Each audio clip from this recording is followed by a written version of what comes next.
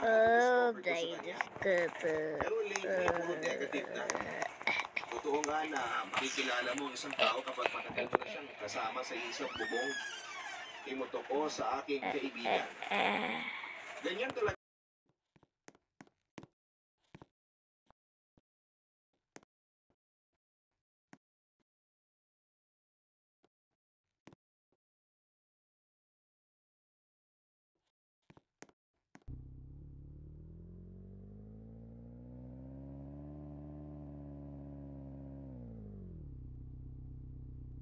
Besides, kasama kayo.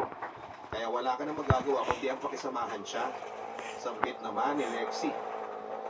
Halos 3 buwan pa lamang kaming mag-asawa ng time na yon, Papa Dudut. Pero ang pakiramdam ko ay 3 dekada ko nang kasama si Paolo. Dahil sa stress level ko na sa kanya at sa mga bagay na hindi ko gustong ginagawa niya. Nagaya na lang tayo kahit kumain kami ay bigla siyang nagpalabas ng masamang hangin. Nakakawalang gana tuloy kumain. Tapos kapag nagalit ako, ay pagkatawanan niya pa ako na parang nagpapuro ako sa aking reaksyon. Hindi naman kasi niya yun ginagawa. Noong boyfriend ko pa lamang siya.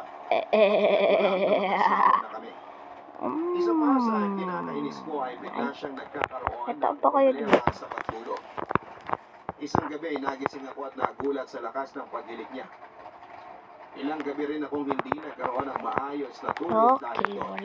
Wala. Sinabi ko yun kay Paolo pero ang sabi niya ay dahil sa pagod kaya raw siya biglang nag-iilik. Kinukulang daw sila ng tao sa trabaho kaya kahit na hindi niya trabaho ay tinatrabaho niya minsan.